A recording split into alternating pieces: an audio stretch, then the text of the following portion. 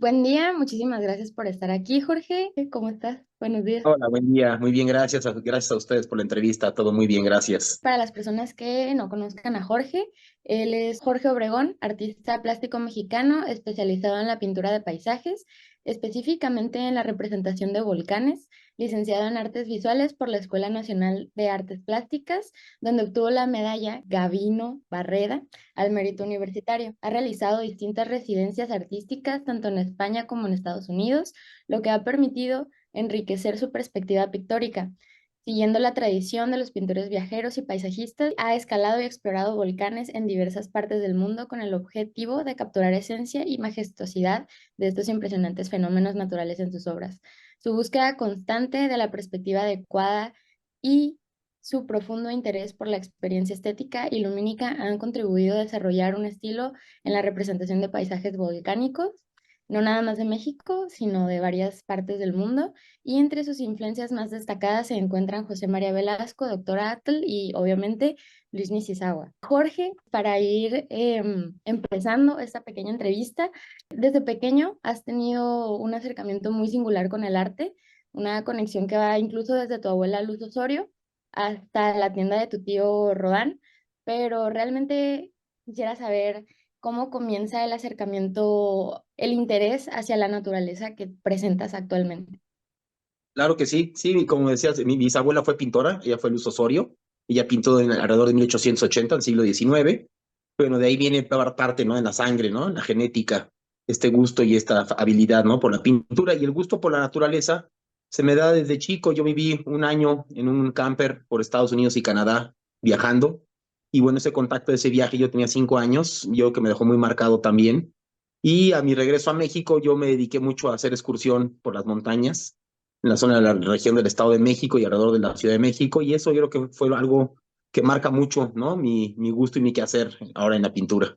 En algunas entrevistas mencionas que también tu gusto por el paisaje en la universidad fue gracias a que la universidad estaba por las afueras de Xochimilco. No sé Ajá. si hay algo importante que destaque de tu obra actualmente. Sí, sí, mira, la escuela, yo entro en el año 1990 a la Escuela Nacional de Artes Plásticas, ubicada en Xochimilco, y bueno, en ese entonces la escuela todavía estaba rodeado por campos de agricultura, por milpas, todavía había vacas incluso. Entonces, muchas veces en las horas que no teníamos clases, yo me salía al campo a dibujar, a pintar.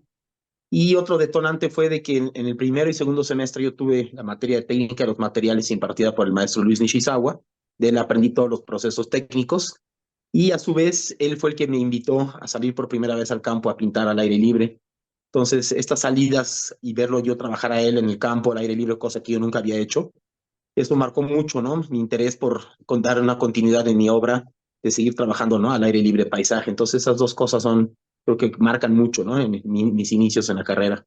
Tu recorrido artístico también en cuanto a experiencias y oportunidades han sido muy particulares, pero también me gustaría saber si la conexión de tu familia con, pues con artistas, ¿no? Que constantemente también visitaban la tienda de tu familia y todo esto, de alguna manera Sí. te facilitó saber acercarte a los mismos artistas o incluso generar conexiones muchísimo antes de que tú decidieras estudiar artes en la universidad.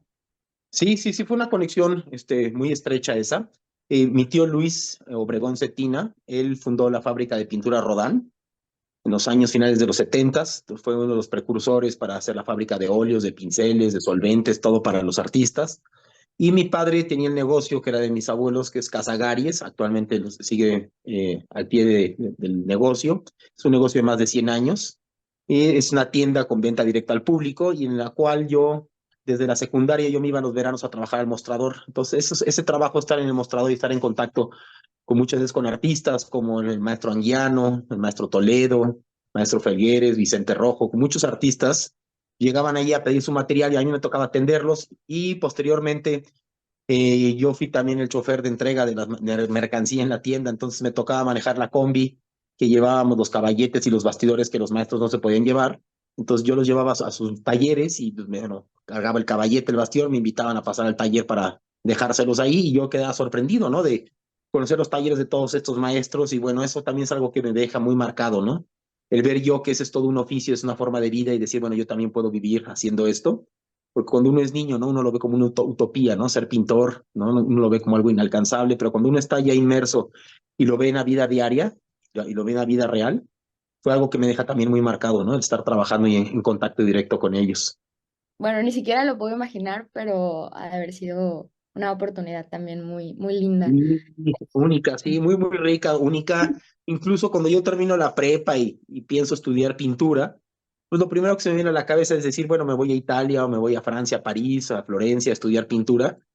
Y en ese entonces yo tenía la duda, entonces mi papá en el negocio se le ocurre preguntarle al maestro Nicolás Moreno, maestro de paisaje, que qué opina él, qué recomienda, ¿no? Para su hijo, dónde quiere que pueda estudiar, en qué escuela, qué academia.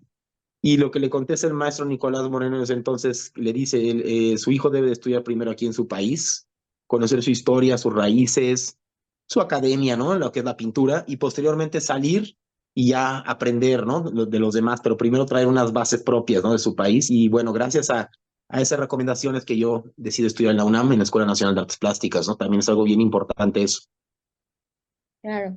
Me pregunto si también esta decisión y que tomas tú, tu familia y tanto gracias a la opinión del maestro, influye en la tesis de volcanes que tienes. Sí, mira, esa tesis fue hecha ya en el año 94. Yo termino la carrera en el año 1994. Me acerco al maestro Nishizawa y le pregunto, oiga, maestro, para titularme tengo que hacer una tesis o una tesina. Y me dice, sí, es para formalizar la licenciatura y titularte tienes que hacer una investigación. Entonces yo estaba de la mano trabajando con el maestro Aureliano Sánchez, mi maestro de dibujo. Él también pintó paisaje, bueno, sigue pintando. Y me comentan que yo podría hacer una tesina. Esto viene siendo un trabajo teórico de investigación apoyado por lo práctico, ¿no? Por los cuadros o el resultado de mi trabajo pictórico.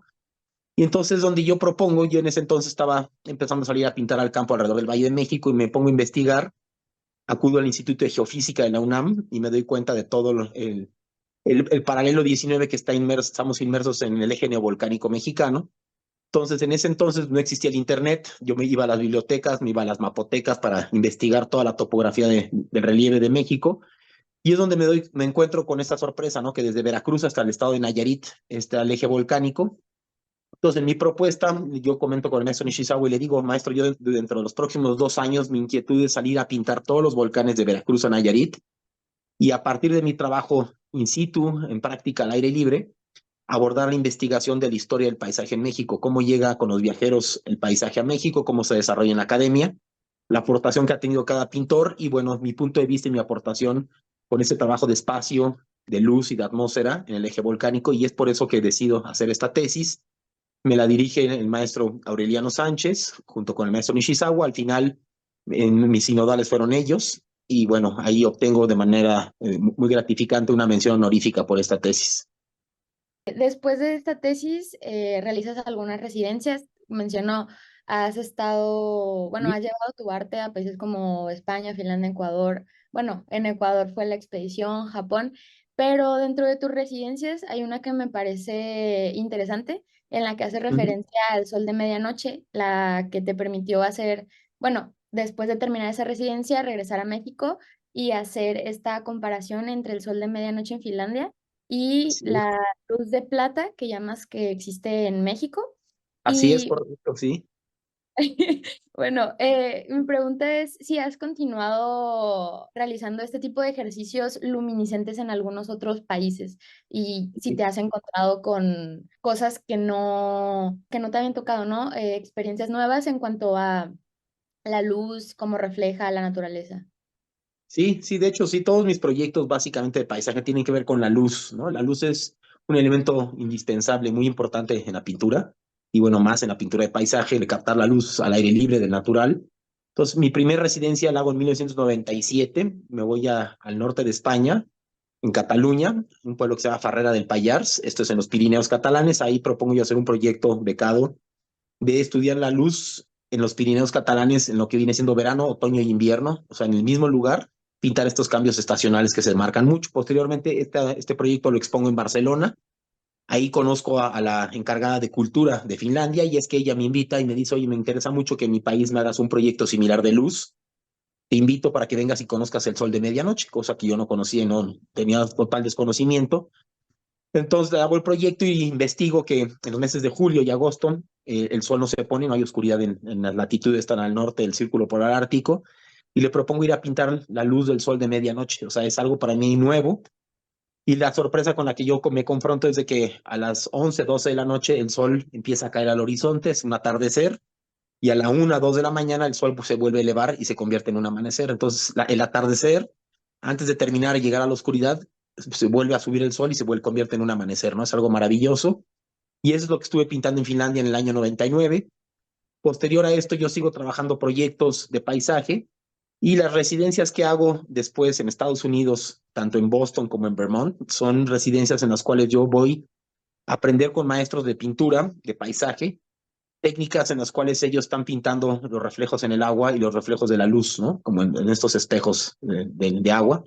Entonces, al final yo estoy buscando enriquecer mi trabajo desde en otros lugares, con otros maestros, otras formas de ver, otros puntos de vista y siempre estarme enriqueciendo y aprendiendo, ¿no? Entonces, es la razón por la cual he estado buscando estas residencias y bueno, de lo último que he hecho, que me comentas de dificultades con las que me he enfrentado en el 2014, hice un proyecto en Japón para conmemorar los 400 años de relaciones México-Japón y me fui a pintar las 36 vistas del Fuji que pinta el pintor Hokusai en el siglo XIX. Y una de las cuestiones con las cuales me confronto es de que pues, yo viajo a Japón, hago mi plan para estar un mes recorriendo todo el volcán y acampando y investigando, pido las cartas topográficas del volcán, rento un vehículo y bueno, el primer conflicto ahí que tuve un poco fue manejar con el volante del lado derecho, todo es al revés. El idioma también fue un poco una limitante porque ya en los poblados pequeños alrededor del volcán, en las zonas agrícolas, la gente no habla inglés. Entonces son retos, ¿no? Que uno va afrontando y va aprendiendo en el lugar. Y bueno, y al final la pintura pues va expresando todo esto, ¿no? Todos estos ambientes, todas estas dificultades que uno tiene que ir sorteando y tiene que ir confrontando para poder sortearlas. Va dando un resultado muy enriquecedor porque son cosas nuevas para mí que no tenía yo planeado y que bueno, al final lo mismo, ¿no? En el paisaje llego yo a un campo de arroz con los campesinos japoneses, me preguntan, supongo yo, qué estoy haciendo ahí, entonces a señas le doy a entender. Entonces, todo ese tipo de dificultades al final enriquecen mucho, ¿no? Un proyecto. Sí. De hecho, quería preguntarte sobre la visita a Japón para Y realizar estas pinturas del Monte Fuji, porque también mencionas que la cultura, que bueno, aparte del artista Hosuku, Hokusai, sí. ay, sí, es que tiene un Ajá. nombre complicado. El artista Hokusai Sí. menciona que la cultura también, esta veneración al monte, a la naturaleza, fue algo que a ti te, bueno, de alguna manera te marcó para bien y quisiera saber actualmente si sigue ese tipo de pensamiento contigo y si lo has llevado incluso a tus pinturas actuales. Sí, claro, mira, yo a Japón yo he estado 6 veces en diferentes ocasiones. La primera ocasión que estuve en Japón fue en el año 93. Fue la primera vez que un alumno de pintura de la Escuela de Artes de Japón vino a México de intercambio con el maestro Nishizawa. Él me invita a su país.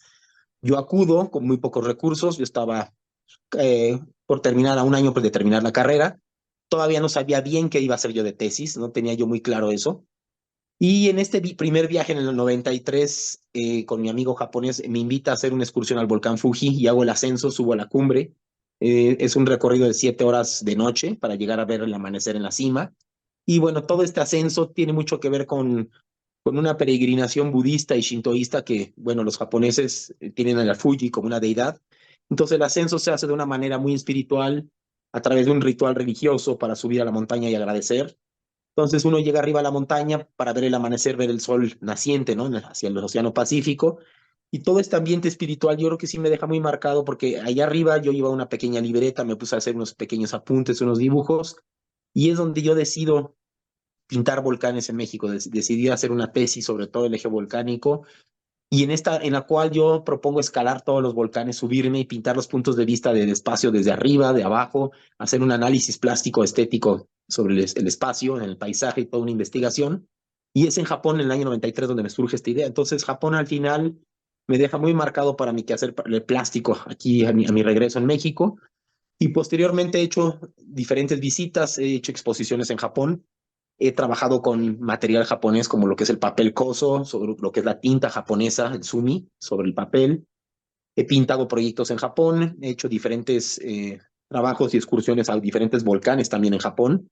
Y bueno, todo esto siento yo que ha enriquecido mucho mi trabajo para verlo desde una óptica oriental, en la cual yo lo percibo ahora el paisaje yo creo que de una manera más espiritual, más conectada con la naturaleza, muy diferente al occidental, y que al final esto va enriqueciendo mi quehacer plástico y mi quehacer artístico en todo momento. Cada vez que yo salgo al campo, subo a la montaña, estoy trabajando, pienso mucho y me recuerdo mucho a los japoneses, ¿no? Cómo perciben y cómo viven en torno a un equilibrio con la naturaleza. Entonces sí, sí me ha dejado muy marcado y ha sido por en este sentido.